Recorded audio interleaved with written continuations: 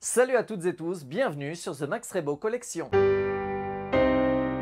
Et cette nouvelle vidéo sera très vintage.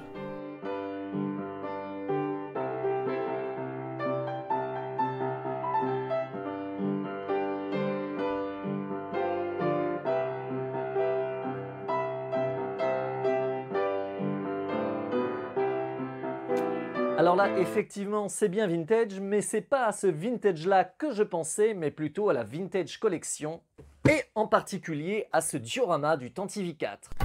Alors, que faut-il savoir de ce Tanti V4 Corridor? Le prix de base était de 49,99 $. Je l'ai eu dans les 50 € à Mania Toys Collector. C'est un set totalement inédit, c'est la première fois que ce décor emblématique a le droit à un playset et c'est d'ailleurs très surprenant. La box, tout d'abord, est très sympa. Le visuel est assez épuré, très vintage. On retrouve, comme tous les sets de cette gamme, la charte graphique avec le contour gris argenté. On retrouve aussi le fameux logo Kenner.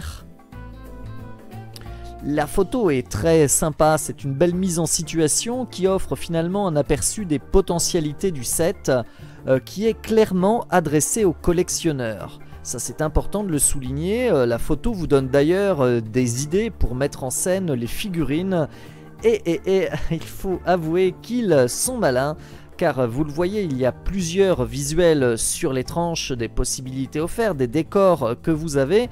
Et notamment, si vous achetez plusieurs dioramas, vous pourrez avoir un couloir complet, entièrement cloisonné. Et sur le côté, il y a aussi un mini décor plus simple, qui est celui du corridor où la princesse Leia confie les plans de l'étoile de la mort à R2-D2. On retrouve aussi sur la boîte un faux sticker qui annonce une figurine de Rebel Fleet Trooper fournie avec le décor et qui est un vrai argument marketing, surtout quand on sait qu'une figurine vintage vaut maintenant en moyenne dans les 15-20 €. Enfin, on est plus souvent du côté des 20 €. En revanche, il est bien précisé que toutes les autres figurines ne sont pas fournies. Oui, c'est dommage. Petit zoom rapide sur la fameuse figurine, c'est un Rebel Fleet Trooper idéal pour les Army Builders, Blister Rogue One avec une photo très sympa extraite d'une scène devenue culte.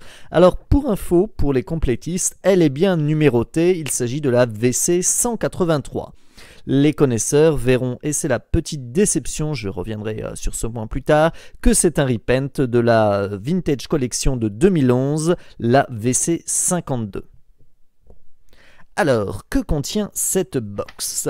Une notice de montage pour recréer le visuel présenté sur le packaging, mais vu que le set est modulable, vous pouvez un peu improviser. Encore plus si vous prenez plusieurs sets. Qu'est-ce qu'ils sont malins? Alors, magie. On a donc deux morceaux de couloir pour commencer, de qualité moyenne. Ils font assez plastique, d'autant qu'il est assez fin, et sachant que les panneaux lumineux sont représentés par des stickers assez ternes qui sont déjà collés. On a ensuite des demi-arches pour simuler le second décor, il y en a 4, et deux plaques pour le sol avec, comme vous le remarquez, des petits trous qui sont positionnés sur les bords. On en aurait aimé plus, à des endroits plus intelligents, car c'est bien pratique pour fixer les figurines, mais c'est accurate, ça colle au visuel du film. Et pour finir, deux portes blindées qui sont assez chouettes avec du plastique bien plus robuste et qui sont des portes coulissantes. Oh, le scoop! Bon, allez, on enchaîne.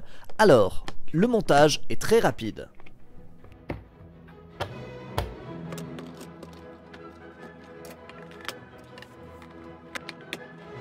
J'avais oublié également de vous montrer ça, donc il y a 10 petits embouts qui sont fournis pour positionner et fixer quelques figurines dans le diorama.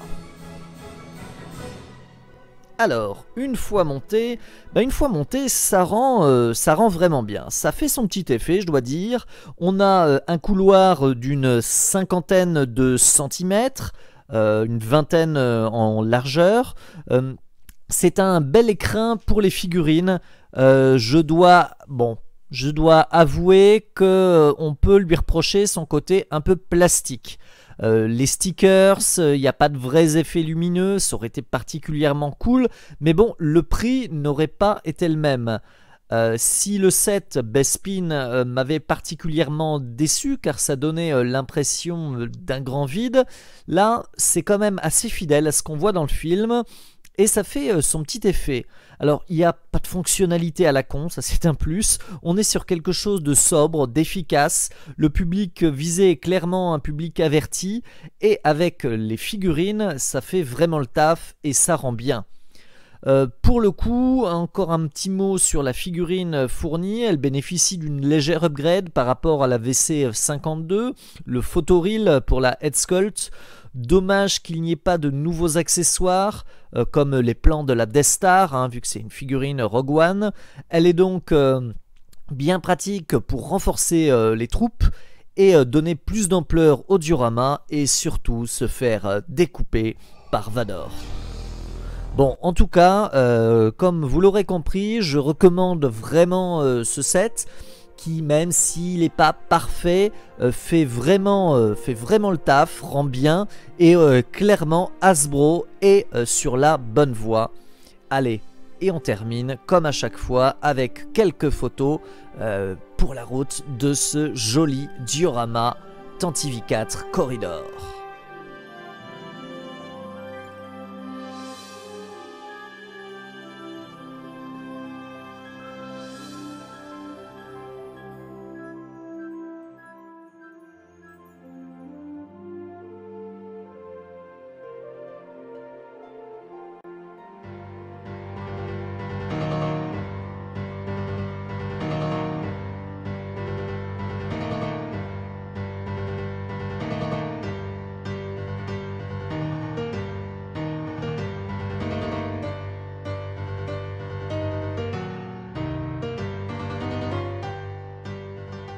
Voilà, cette vidéo est à présent terminée. N'hésitez pas à me dire ce que vous pensez de ce playset. J'espère que la vidéo vous aura plu. Et si vous avez des questions, n'hésitez pas, les commentaires sont là pour ça. Allez, à bientôt sur The Max Rebo Collection.